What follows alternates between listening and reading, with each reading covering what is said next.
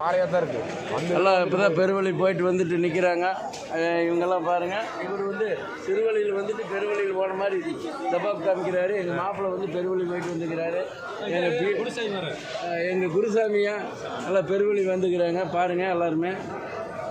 இவர் தான் மிகப்பெரிய குருசாமி. எல்லாத்தையும் அரவணைச்சு கூப்பிட்டு வந்தவர் மணிக்குமார். இந்த வருஷம் 11வது வருஷம் எங்கே தென்னை மரத்தை உள்ளே வச்சுட்டு வந்துக்கிறாரு.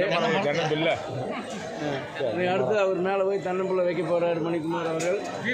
பரத் மிகப்பெரிய உண்மையிலுமே சாதனை. பரத் நல்லா வேலை செஞ்சார்.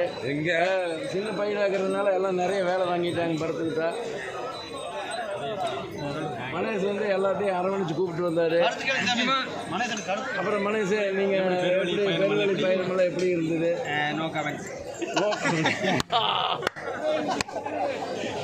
உங்களோட பெருவழி பயணம் எப்படி இருந்தது? இதுதான் முதல் முறையாக வந்திருக்கிறீங்க. அங்கே இதை பார்த்து சொல்லுங்கள். செல்ஃபோன். ஓ, 2வது முறைங்களா? சொல்லுங்கள் எப்படி இருந்தது? வழியிலெல்லாம் யானையோட கால் தடங்களை எல்லாம் பார்த்தீங்களா?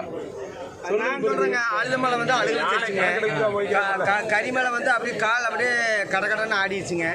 என் கூட வந்த சாமி எப்போ கரிமலை வர இறக்க வருவாருன்னு கேட்டே இருந்தாரு. அவரெல்லாம் சமாதானம் பண்ணி கூட்டிகிட்டு வந்தாங்க. நீங்கள் சொல்லுங்கள் உங்களோட அனுபவத்தை. வந்து சொல்கிறேன், குளிச்சுட்டு ஃப்ரெஷ்ஷாக சொல்கிறேன். சரிங்க. நீங்கள் சொன்ன மாதிரி எல்லாரும் அரவணைச்சு கொடுத்தாங்க. நம்ம கடைசி வரைக்கும் ஆரம்பத்துலேருந்து இப்போ வரைக்கும் கரெக்டாக கூப்பிட்டு வந்தேன். அதனால கஷ்டம் கஷ்டம் தான்.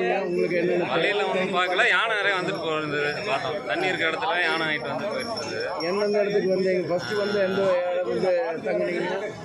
ஃபஸ்ட்டு எந்த இடம்? ஃபஸ்ட்டு அழுதாமலை.